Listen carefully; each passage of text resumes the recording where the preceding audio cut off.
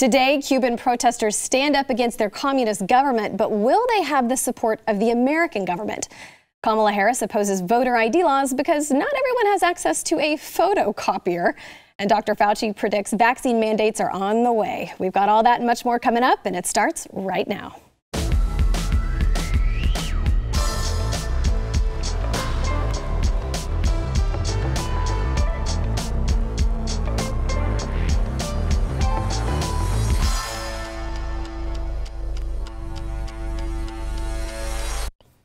Hey there, welcome to the news and why it matters. I'm Hillary Kennedy, filling in for Sarah Gonzalez, taking a hopefully much needed vacation. I don't believe she's having another baby, so she should be back by the end of this week or next week. But I'm excited to be back, and I also get to be with two of the best today to talk about all the top stories. First, Mr. Jaco Booyens, the host of the Jaco Booyens Show, and then president and founder of Share Together. Good to see you again. Good to be with you, Hillary. And of course, Mr. Eric Gillay, our BlazeTV contributor and host of For Cannon's Sake. Hey, we're glad to see you again. Yeah, good to be back with you guys. Yeah. All right, so we're going to talk about Cuba, which has been all over the news the past day or two. A lot going on there. The communist Cuban dictatorial regime began cracking down on pro-freedom protesters on Sunday that stormed the island nation's streets. Numerous arrests were reported. Widespread internet outages spread across the nation, so it's been really hard to get all the information we need. But we have a clip of crowds in the streets chanting freedom. Let's take a listen.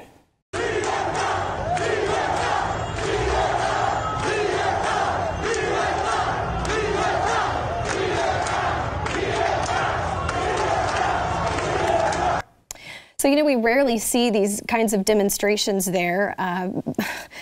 But hearing them chant liberty and freedom, waving an American flag, it's really been striking a chord with so many people.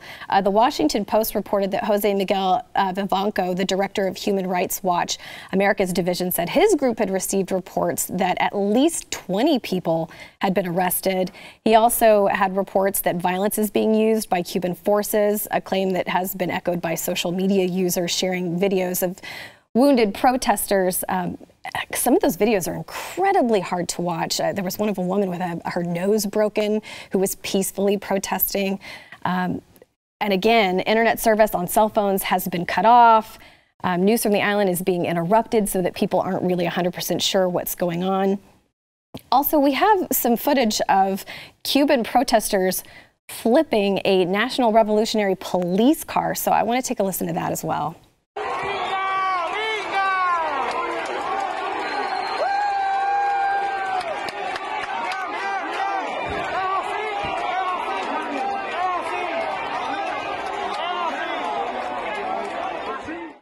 So these protesters were storming a local Communist Party office. They were flipping the police vehicles and just getting rowdy outside the headquarters. So I want to start by asking, just what do you think is happening in Cuba right now? Because we're hearing all sorts of different narratives from mainstream media sources. But I'll start with you, Jaco. What do you think is going on there? Yeah, you got a guy, President Canel, who's a communist. This is a communist regime. And you've got people who say no to communism. And these are people who want freedom, flying an American flag, chanting freedom, chanting liberty. Not rhetoric that we saw last year here, marginalizing certain people, saying we want our nation to be free. And I want America to pay attention. I just want to roll the clock back for a minute. When the Cuban Missile Crisis happened, if you really do your research, we were on the wrong side of that thing then, and I'm telling you, Biden is on the wrong side of this thing now. Here's people saying freedom. Now, we had a administration that's now the administration under Trump who said, oh, peaceful protest, peaceful protest. You can't touch these people in America. They're burning buildings down. Can't touch them. They're peacefully protesting. Yet now the question is, will that same administration who's now in power support people who are peacefully protesting for their freedom? And my research tells me no. And I'm watching this administration, Eric, align themselves with communist movements around the world. Yep. Communist China, Communist Cuba. We're talking about now moving towards Communist South Africa. I mean, they are literally making alignment. It's no longer just China. Now you're actually seeing where the metal really, rubber meets the road, right? They are literally okay with this kind of stuff. So I'm for this. Marco Rubio, of course, great Cuban heritage. He writes, hey, this should be celebrated. These people are brave. These people are standing up for freedom. So a lot to be seen here. This little country, Cuba, is back in the news again, and we'll see how our administration and American people support them. Yeah, just so nobody calls certainly me a hypocrite on this situation because they're stupid. I want to make sure that, you know, if you rewind all the tapes that I've done here on News and Why It Matters, even on my own show, and discussing this, I've always made the distinction. When people were going to actually take a sort of protest to someone, I said, if you're going to do it, go directly to the source. Yes. Don't go to the like the business owners and all Correct. that sort of stuff. Don't do that. I said even the people that took it to the precincts, you got a point. Even to them that were here. So what you saw there is exactly that. And the reason why this is so important and it can't be swept under the rug, because you're right. You're mentioning things that they're chanting libertad, which is basically Spanish for liberty, or freedom rather. And they're chanting that, and they have this sort of communistic regime that has more so been ruling over Cuba for a minute now, right? But more so what a lot of even Americans, politicians, we've seen the Bernie Sanders of the world, have acted as if that was even something to strive for. Absolutely. Anyway, and what you're seeing now, and it's not just happening here, you've seen this in pockets in other places as well, pockets in even in Brazil, they have a big like anarcho-capitalist movement, which I love over there in Brazil. But you see these pockets and spots, and not just here, but abroad, where people are like actually being in opposition to the government for the basis of actual freedom. Yeah. Not because, okay, they thought someone was the wrong color that got killed, and now they call themselves mad at people that had nothing to do with it. That's a completely different instance. This is a people that are actually being ruled over by communistic government, and they are reacting as such because now they're finally tired of it. And what it does, unfortunately, also show is the dangers of it when these sort of movements have these outbreaks, so how we have to have a conversation of what exactly is going on. Here they're waving these flags, they're waving this, but people don't seem to understand when you do have a communistic, socialistic government as such, they control so much. So yeah, they can just shut the internet off just like that in a lot of cases because they don't want that information, of course, getting out. Now they can only suppress it for so long and so often, but that is of course the danger. So of course this is something to be appreciated because of why it is that they're doing, or rather what it is that they're in opposition to. It's one thing to just call yourself mad at the world just to be mad at it. It's another thing for when you're in opposition to the actual government, and the alternative that you actually want is freedom, not just whatever bull crap it is that, you know, Black Lives Matters of the world, and they call themselves advocates. I feel like a lot of people on a very small scale relate to what's going on there because they are being censored so heavily on social media here. It's like we're seeing the small little ripples begin heading in that direction. So do you think that seeing how far this has gone in Cuba, do you think it will kind of help shape the ideas that people have here about socialism and Marxism here, seeing what's going on in Cuba? If we connect it for Americans, and Americans are actually very intelligent, but we forfeited the right to think for ourselves in this country, and media is not going to connect the dots for you. So academia ain't going to help you out either. So let's connect the dots, and this is what I want America to see here, connect the dots. The direction we're heading in is this. This is the direction we're heading. How does it start, Jaco? Marginalizing people, pinning them against one another, creating a race conversation, shutting down and cancel culture, shutting down the internet. This is the direction we're heading in, and which is why we're all crying every week here, halt the bus, repent, turn, go the other way, for crying out loud. Do you want this? And how ironic that the rest of the world, whether it's Australia, South Africa, New Zealand, United Kingdom, or Cuba, see freedom in America, wave American flags, and here we go, you know, what idiots online going, I'm not free, I can't do anything, but she's on her cell phone streaming, you know, and doing whatever she wants to do. So this is the result of these little progressive, right, actions that happens in your sleep, and then you wake up one morning and you've got a communist regime, and then you got to go fight. And a great point you're making.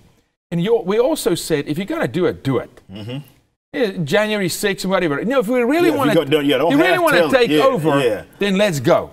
Then let's go. If you're going to go do it, right? And so they're doing it. So good on them. But this is a huge warning sign for us, Hillary, because we are heading, that is destination America, if we don't turn. Well, the Biden administration doesn't really seem to think so, not so surprisingly. they're basically claiming Cubans are protesting COVID cases and other issues, and that's what they're upset about. And we have a clip of Jen Psaki explaining what she means by that.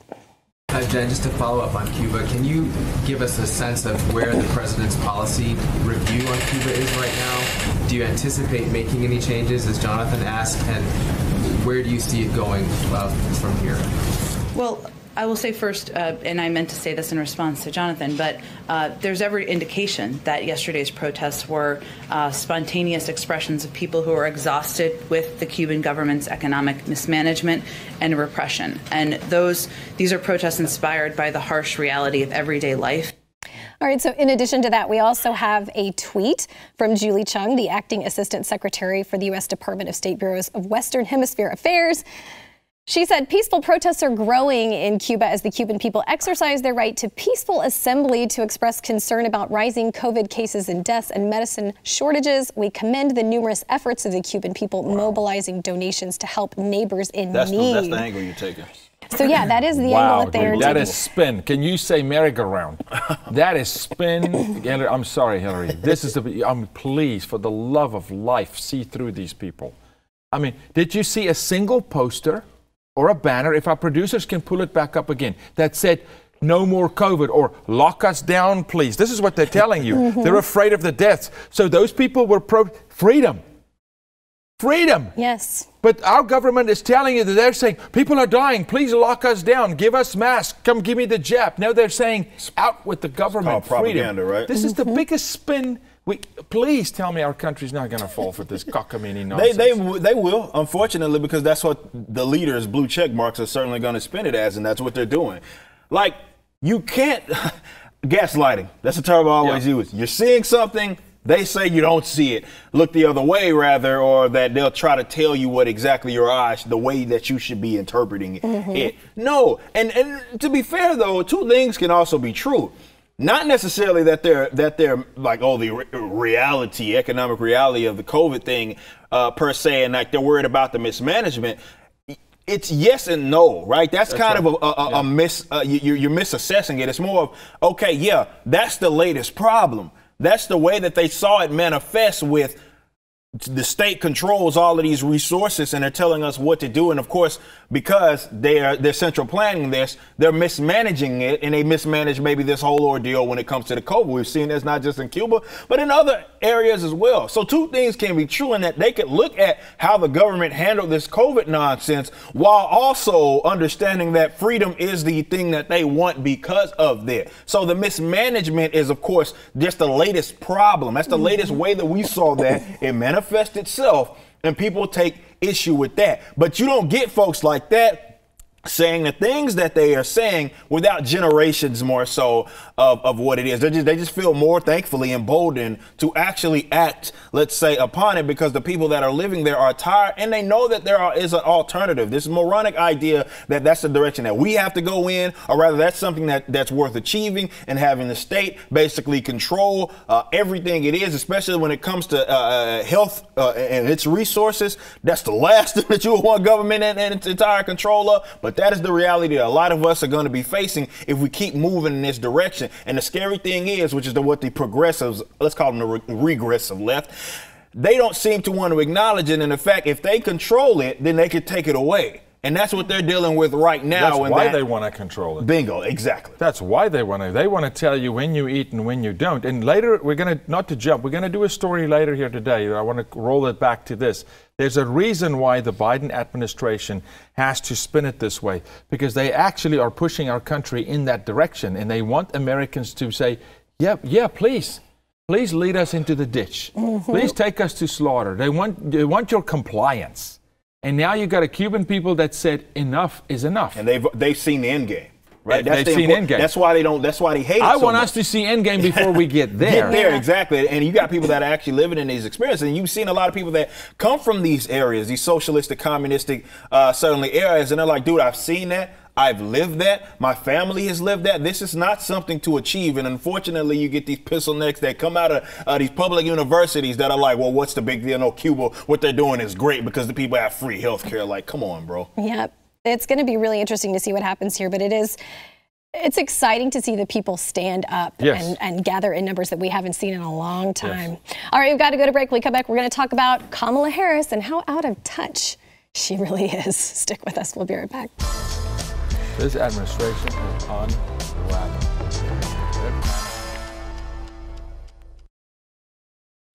Kamala Harris. Okay, so she recently did an exclusive interview with BET, and they asked her about opposing voter ID laws. And she had a very interesting response, claiming ID laws would make it almost impossible to vote. Let's take a listen. Is agreeing to voter ID one of those compromises that you'd support? I don't think that we should underestimate what that could mean. Because in some people's mind, that means, well, you're going to have to Xerox or photocopy your ID to send it in to prove you are who you are. Well, there are a whole lot of people, especially people who live in rural communities, who don't, there's no Kinko's, there's no Office Max near them. People have to understand that when we're talking about voter ID laws, be clear about who you have in mind and what would be required of them to prove who they are. Of course, people have to prove who they are, but not in a way that makes it almost impossible for them to prove who they are. Wow. So this angered a lot of rural Americans, as you can imagine.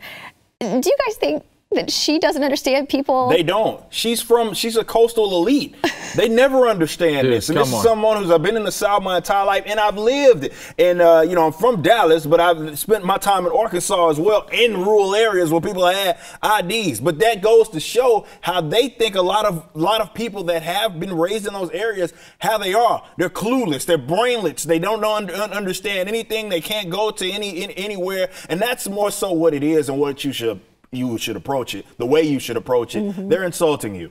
They're insulting 100%. You. They think that you're stupid, whether it be by way of your skin tone or by way that you live rural. So that's really crossing racial barriers as well as white, black people. Doesn't matter. Inner city or rural areas is generally the places that they refer to, in which you are too stupid to go through the whatever route they want you to go in order to get an ID to prove what it is that you are. Now, again, this is someone that I'm not even fond of the concept of voting. I've told y'all that many, many times on the show. But I'm just going to tell you how stupid they think you are. So if there's something worth getting offended, it ain't even at the fact of what she's pointing at. Like, it's about voting. It's the fact that she just basically told people in rural areas that you're stupid.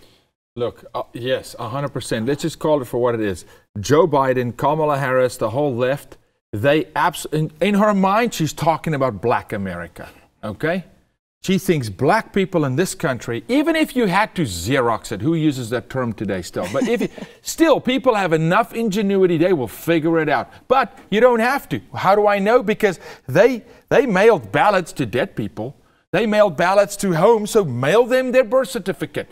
Mail them whatever you need to mail them. They don't need to Xerox or copy anything. Oh, and by the way, this same administration is handing out driver's licenses to illegals like Skittles in California, okay? So you can give them driver's licenses. Heck, they're giving social security numbers to people at the border. You give them a social security card. Kamala, all right? So what's the Xerox? Are they Xeroxing the driver's license? No, come on, this is ridiculous. Do you know why this is such a hot issue for her? She said, well, sure, people need to prove who they are. They didn't have to in the last election. Yeah, that's a good point. You don't want them to prove who they are because you want to be able to manipulate into eternity every future election. That's why this is such a hot issue. Of course you got to prove who you are. Nobody's photocopying nothing. They're speaking out of seven heads, mouths out of their own heads. Like multiple heads, multiple sides of each mouth of the heads. I'm going to call her Swiss cheese Kamala. I mean, you got more stuff coming out of you. I mean, what, you give them free IDs, but they can't have an ID? You're mailing dead people are voting? I mean, wait until this Arizona thing comes out, okay? But look at like everything else that we do just in living in this country, in which just secondhand, where you'll know that you're expected to have some sort of form of identification by way of the state. Like, there's almost nothing that you can think of that you go through day to day, which there's not going to be like one instance that if you're going out, I'm going to have to provide my ID in order to do something, whether it be provide how old I am to get you know, get a drink. Can't fly. You can't fly. You can't marriage really license. You can't do anything virtually Can't have a bank important. account. Let's say their bank account. You have to have some proof of this identification, and this isn't something that is just unique to people in urban areas or something. Like, it's weird how you really can see definitely folks that are in the coastals, like the coastal elites, be it out there on the West Coast and the Upper East Coast. They are so disconnected with the rest of the country. Okay, so that brings me to our next story. That is an excellent point, because Matt Damon was interviewed recently. He had to go to Oklahoma to film Stillwater. It's his new film. Anyway, he was asked about the film at Cannes. Here's what he had to say about learning about how roughnecks live at Oklahoma. Take a listen. From Matt, I think one of the most interesting parts of the film, and oddly charming, is when Camille asks Bill if he's voted for Trump, and he has an interesting out because he's a felon. Do you think that character would have, and how did you work with Tom to sort of build his geopolitical identity? Yeah, I mean, if, you know, Oklahoma's, I think was the reddest state in the last 2 elections. And you talk to those roughnecks, they're always going to vote. I mean, they're in the oil business. Their livelihood depends on that. And so I don't even think it's a question at all. These guys don't apologize for who they are or what they believe ever. That's right. Do you own a gun? Yeah, I got 2. But we got so much guidance from the actual guys. I mean, these guys who took us out to the oil rigs. We spent hours in the car driving from one place to another place. Everything's far away in Oklahoma. The roads are big, the trucks are big, everything's big and far away. And, you know, being invited into their homes, into you know, a backyard barbecue, and the guitar comes out and somebody starts singing church songs. And it's like, it's a culturally very specific place and very different from how he and I grew up. So it was really fascinating. And these people were wonderful to us, and really helped us. I mean, I didn't know when I first read the script how specific this culture was in Texas and Oklahoma, these roughnecks and what they do. And so it was really eye-opening for me. So I felt like this was kind of a hopeful moment where you see someone that's part of the Hollywood elite. Their eyes have been opened a little bit to what middle America is really like. The people are kind, they're hardworking, they're nice. I mean, he said they were wonderful people. What do you think? Because those 2 stories, Kamala and Matt Damon, it seems like they are so disconnected. Yeah, they're like, their stories are connected. They're disconnected from reality and what it is, to your point.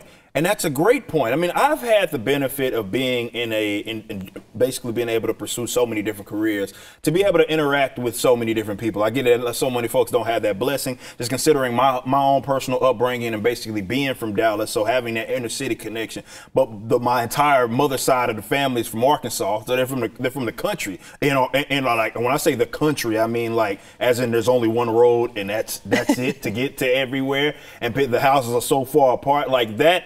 I was there every summer. So I had that experience, and also just being able to be a part of multiple genres and performing music, doing the metalcore and the hardcore stuff versus when I was doing the rap stuff. 2 completely different things. So I've had that blessing. A lot of these people don't. They're in the echo chamber. So and this is what I've been trying to get folks to understand, why I say so often that what do we have here? For folks that value liberty, and that brings it home right there. It's a cultural issue. It's a cultural war. It's not a political one.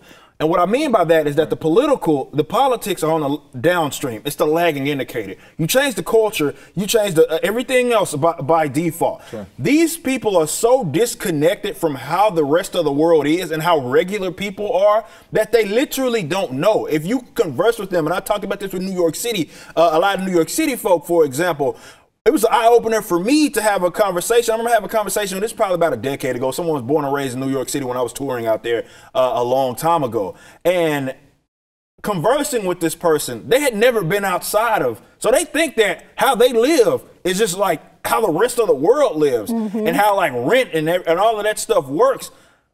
Like, we don't live like that out there in North Texas. That's not how we live. So this is why, if anything else, what that should show you is how this is a cultural war. Yeah, we can demonize them all day long, which we probably should, for being so disconnected. Like, you shouldn't even say that half the country's freaking racist and you don't even meet them at halfway to have a conversation with them so you can see they're not how you think they are or how you rather portray them. So yeah, they should be criticized for that, but it also should be galvanizing for everybody else. One of those of us, you know, you being a filmmaker, you already understand that life. us that are involved in the subcultures, be it in entertainment, music, arts, all of that stuff, we are very, very important. We're necessary. You guys are that absolutely do that, because that connection can get drawn. And these people, because we've neglected it for so long, you get Matt Damon. Yeah, but here, exactly. And here's, yes, there was a hopeful moment. And yes, good on Matt to say, you know what, we were well received. Look, but just look at the whole narrative. He classifies anybody outside of the city as roughnecks. Okay? All right. Now, even if they call themselves roughnecks, there's another segment of society here that calls themselves a name and no one else can call them the name. I mean, so let's just be real here. Okay? This is the group of people that talk about being inclusive. What they mean with inclusive is conformity. Conform to our ways. Not being inclusive. You conform to our ways, right? Now you take him and you transpose him into Oklahoma. All of a sudden, he's in the backyard. He sees real family. He sees a guitar come out. He sees people start actually caring about one another. And his world is rocked. Because he might as well be from Mars, Eric, like you're saying.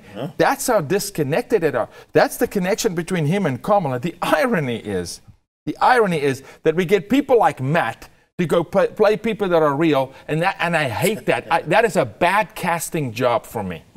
If I'm the director, I will never in my life, and hold me to this, have a character play a character where they don't have some sort of a reference. Yes, you got to learn a lot. And he's talking about the genes are different and it's fire retardant and all the things they do. And I learned so much. Well, praise God you got out of your bubble. Maybe now you got a slap wake-up moment.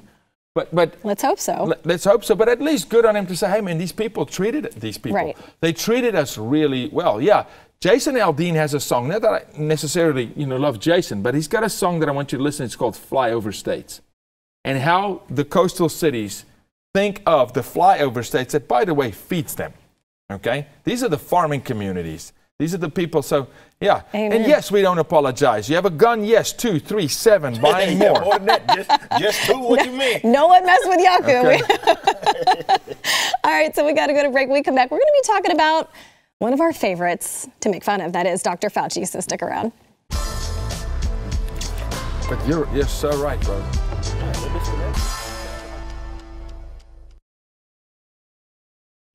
To the surprise of absolutely no one, Dr. Fauci, he is showing his support for vaccine mandates and predicting that the mandates are coming once the FDA gives the shots full approval. And he talked to CNN about it, saying that these should become a reality.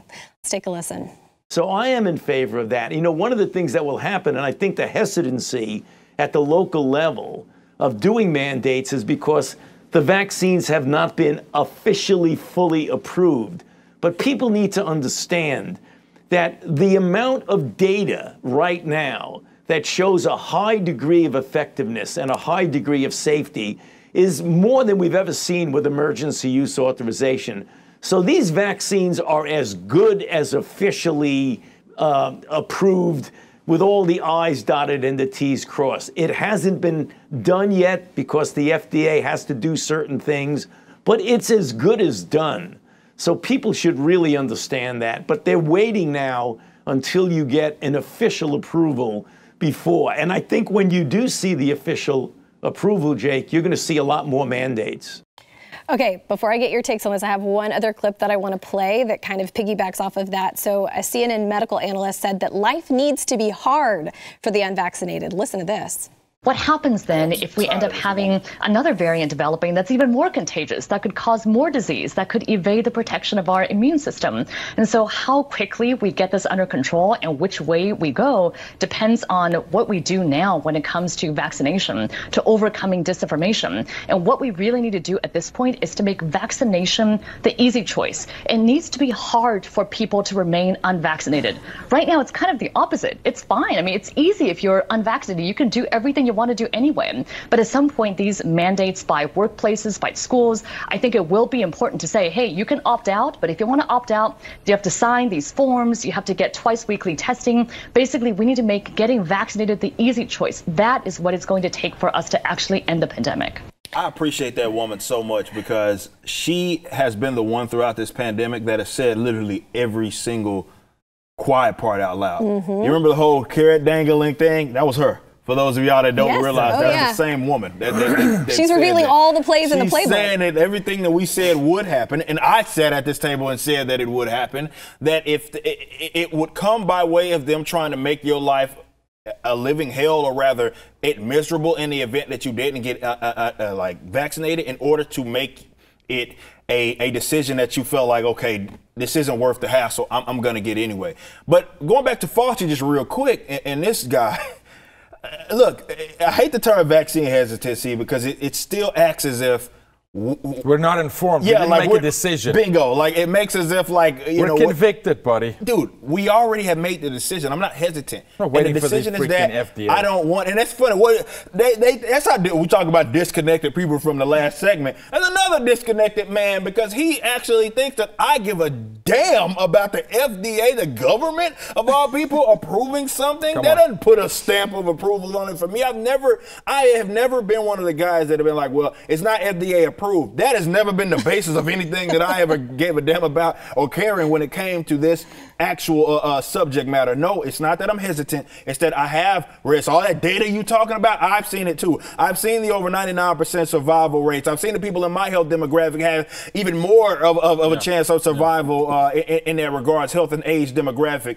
I've seen the studies that you've been referencing. I've seen all of that. So my decision is that I would rather my immune system work in the way that it always has worked, and I would rather take my chance as opposed to taking this. It doesn't matter if it was for this. It doesn't even matter for me, a guy like me. I can't speak for everybody else, but even for a guy like me, whether it be safe or not still doesn't mean anything to me because of how it's simply not that lethal. I know they wanted it to be an apocalyptic virus, but it's simply not that lethal, man. Yeah, look, I'll say this, okay? Fauci, what a weasel. Fauci, let's just roll the clock back. Number one, the FDA do not approve vaccines, and they haven't. There's a completely separate board. So that's a flat-out lie to the American people. They've never, okay? Whether it's MMR or any other vaccine, not the FDA, number one. Us who don't get vaccines can't stand the FDA. The same FDA that blocks cancer cures, that blocks alternative medicine from around the world. The same FDA that feeds Johnson & Johnson and Pfizer and all these guys. You get an approval by the FDA, now you're really going to watch me not like it, okay? That's what's going to happen. Oh, why don't you have Fauci call Matt Damon and say, hey, Matt, you just spent some time with the rednecks. Do you think if we approve it, the rednecks are going to conform? He's going to go, hell no, they're going to shoot holes in you. That's what's going to happen. This man is out of touch. They're pushing a rhetoric down your throat. I'm saying stand because it's working. They're buckling. They're falling apart. Biden's falling apart. Harris is falling apart. Okay, Psaki is falling apart. Little Weasel Man is drifting into oblivion. He's not getting TV time anymore because his emails leaked. Stand your ground, okay? Absolutely. Hold the fort. Couldn't stand the FDA ever abolish the FDA. Absolutely. Okay? We'll get people healthy. It's one of the most corrupt institutions that exist, and they think that getting a cosign from the FDA is the reason. Well, you bring up a great point, because it's like if they do get a stamp, I'm like, oh, hell no. Exactly. Especially now that I don't want any part of that, and I'm glad you mentioned that for people that don't know, people that doesn't keep up with for example, why certain medicines and all this cost so much. The FDA has been historically a part of that. You mentioned like the alternative medicines. You mentioned through like the patent laws and all of those sorts of stuff that have been facilitated by the FDA. It's not because alternatives aren't created. It's not because people aren't willing to create them as business. It's because it's literally illegal by way of FDA and its laws for people to create alternatives. For people to get healthy. Basically be healthy. The FDA, if anything, has been in the middle of that when it comes to that, because they don't want alternatives to certainly exist, and they're protecting these big monopolistic, big pharma companies anyway. So the FDA has never been, of all the alphabet institutions, it's one of the most corrupt ones. Oh, yeah. And for people to act like, or them, it goes to show how much they think that we give a crap about the government like that, to where you think, well, let's see once they approve of it, they're like, dude, you think way too. You've been working for the government for way too long. You think way too highly of yourselves, man. That's why I'm going to keep drinking my colloidal silver. That's right. Aloe vera juice. That's right. That's right. Easy. Get your essential oils in. Exactly. Hey, you know Let what? your body do its job. Absolutely. Totally agree. Well, we don't have a lot of time to talk about it, but just one thing I want to mention before we go to break. So many schools are still closed, which is mind-blowing to me. But suicide-related ER visits, they rose by 51% among teenage girls, which is a really sad, sobering fact that just kind of goes along with their whole agenda they just keep pushing, and people are suffering. They'll never concede that point. Just really quick, they'll never concede that. I mentioned this during the pandemic, is that when it comes to the suicides, the rising of suicides, all of that sort of stuff, they want us, the folk that either don't want to wear a mask or don't want to get vaccinated, they'll blame every single death, every bad thing on us, but they'll never take responsibility for that. I wrote an article in Newsweek in July in the middle of the fake pandemic, right? And I said, and it's titled, you can go check it out, The Collateral Damage, and I highlight the epic spike, and I predicted it, in teen suicide, domestic violence, abuse, and they are 100% responsible for this, okay? They did this. They disfranchised children from friends, from stability, from schedule. You know, our whole country runs on school schedule. Everything runs on school schedule, okay? They interrupted people's lives, and they're responsible for this. I agree. It's incredibly sad. That's why we've got to keep pushing forward. All right, we've got to go to break. We'll be right back. Yeah, these statistics are really... Oh, we stamped it by the FDA. Oh, hell, now I'm really going to shoot. So during the riots of the past year, T-Mobile was particularly impacted, but their executives are telling their workforce to be respectful of those who want to burn the whole place down. This just seems so bizarre to me. So T-Mobile told its 53,000 employees that they must adhere to an anti-racist ideology. They said it's not enough to simply feel good that you don't contribute to racism. You have to actually be anti-racist. Their CEO told the employees and storefront owners it's important to be respectful of different viewpoints, seemingly including those that call for burning and looting. But a lot of those T-Mobile stores, a lot of those store owners were actually minority owned, and at $50,000, $60,000 worth of damage. I mean, some of those stores were completely destroyed. But the CEO is saying, well, we're going to help repair and rebuild those stores over time. But it's really important that we be respectful of the viewpoints of those who have even done these sorts of things. What do you make of this decision? Yeah, can you call this guy just a fish, a flop over a no good nothing? If you own stock in T-Mobile, drop it. Right now, drop it, okay? This is insanity. This is back-end deal is what's happening here. You watch, this is the type of deal that some airlines would make and come bail us out. You're looking at bailout here. You're looking at a backroom deal of going, hey, you need to push this, but you harmed the very people we're supposed to be fighting for. Doesn't matter. People don't care. Make them feel bad about it. It's not good enough not to be a racist. Somehow you gotta prove it, okay? There's bailout money coming. You watch down the road. You're going to hear some bailout to T-Mobile because they just couldn't help themselves, Do you think it seems just completely insane that he's asking their employees to be respectful of their workplace being burned to the ground? No, it's an executive, and often when you get these like mega corporate entities, they're usually disconnected and unimpacted by this. So it doesn't surprise me that they would say nothing because they're not the ones on the ground having to deal with someone about to throw a brick into the place. It ain't gonna be them, and they ain't even gonna be the one that got to go clean it up. When it's said, they're not gonna be the ones that are gonna be out without a schedule because they can't work or anything in the event. That's not what they have to deal with.